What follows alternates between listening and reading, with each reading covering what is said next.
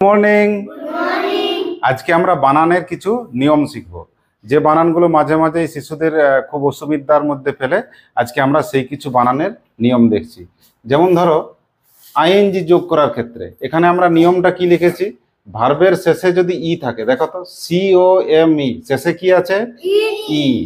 ভার্বের শেষে যদি ই থাকে, যদি আইএনজি যোগ করার প্রয়োজন হয়, তাহলে আমরা কি করব, ইটাকে মুছিয়ে দেব, মুছে দিয়ে আইএনজিটাকে যোগ করে দেবো। দেখো একটা উদাহরণ, আমরা কি বললাম, শেষে যদি ই থাকে, ইটাকে আমরা কি করব, মুছে দেব, COM।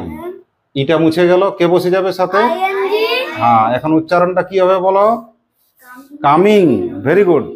আচ্ছা, এবার GIVE শেষে কি আছে, ই। এটাকে আমরা কি বললাম, বাদ দিয়ে বলো, বানানটা কেমন হবে, GIVING।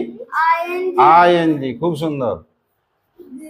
আচ্ছা, এটা বলো HAVE হ্যাভ শেষে কি আছে, ই। তাহলে এবার আমরা কি করি, HAV এটাকে কি করব, বাদ দিয়ে দেব। বাদ দিয়ে কি লিখলাম, হ্যাভিং। হ্যাভিং হয়েছে।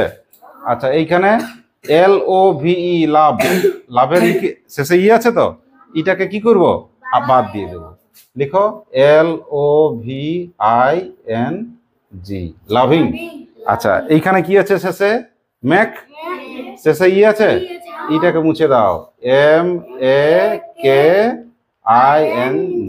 মেকিং। মজা হচ্ছে। তাহলে কত সহজ নিয়মটা দেখো, যদি শেষে ই থাকে, এইটাকে কি করব, মুছে দিয়ে আইএনজিটাকে যোগ করে দেবো। এইবারে ধরো এখন আমরা বলছি একটা ই যদি থাকে আর শেষে যদি দুটো ই থাকে, তাহলে দেখো তো বানানটা, AGREE এগ্রি, কটা ই আছে, দুটো ই আছে।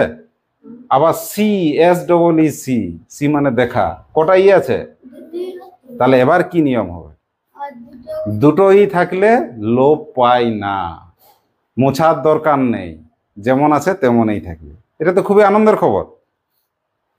একটা ই থাকলে কি করলাম, শেষে মুছে দিলাম, আর যদি দুটো ই থাকে, মোছার দরকার নেই। কি লিখবো তাহলে বলো, AGREEING,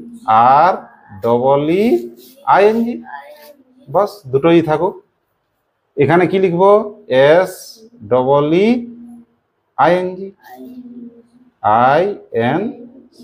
সিং, হয়ে গেল। আচ্ছা, দেখি চকটা দাও। আচ্ছা, এইখানে দেখো আমাদের তৃতীয় নিয়মটা, শেষে যদি আই থাকে, কোনো একটা ভার্বের শেষে যদি কি থাকে, IE।